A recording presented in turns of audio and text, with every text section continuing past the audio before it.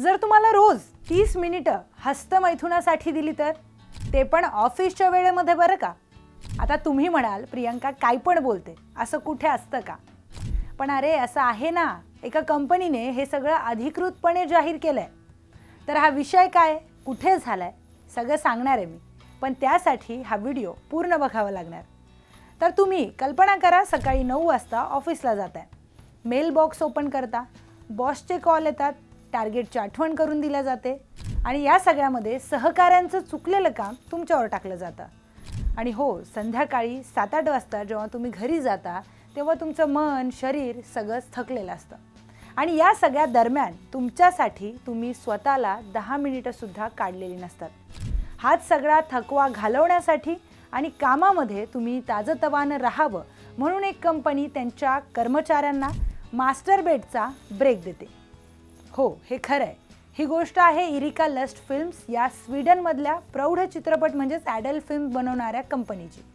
संस्थापिका Erica lust हिने एका दिवशी स्वतःच्या कर्मचाऱ्यांचं वर्तन पाहिलं. चेहऱ्यावर तणाव, डोळ्यांमध्ये थकवा. तेव्हा तिने विचार केला, हे लोक आनंदी नाही आहेत, कामातून आनंद घेत नाही आहेत. आणि मग तिने विचार केला, शरीर आणि मन यांचं रिलॅक्सेशन खरं तर कुठून येतं.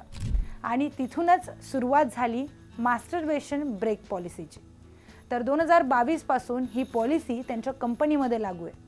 दररोज प्रत्येक कर्मचाऱ्याला दिला जातो एक खास ब्रेक. ना चहा, ना स्मोकिंग, ना सोशल मीडियाचा वेळ. हा ब्रेक आहे फक्त स्वतःसाठी, स्वतःच्या शरीरासाठी. आणि ही काही थट्टा नाही आहे बरं का. त्यांनी कर्मचाऱ्यांसाठी ऑफिसमध्येच एक प्रायव्हेट मास्टरबेशन केबिनसुद्धा बनवलं आहे. म्हणजे इथली संस्थापिका एरिका लस्ट म्हणते, जेव्हा तुम्ही तुमच्या शरीराची आणि लैंगिक गरजांची काळजी घेता तेव्हा तुमचं मन शांत होतं आणि तुम्ही कामामध्ये अधिक चांगली कामगिरी करू शकता. हेच एका अभ्यासामध्ये सुद्धा समोर आलं आहे की 70% लोक ऑफिसमध्ये दररोज मानसिक थकवा अनुभवतात. पण लैंगिक आरोग्य हा विषय अजूनही टाळला जातोय.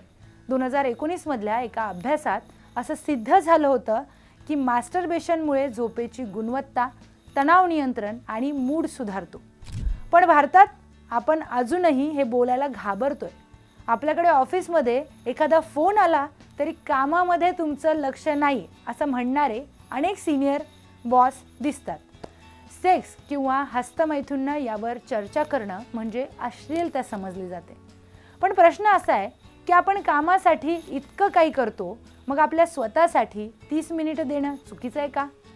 ही गोष्ट केवळ हस्तमैथुनाची किंवा मास्टरबेशनची नाही आहे. ही गोष्ट आहे स्वतःला समजून घेण्याची, स्वतःला वेळ देण्याची.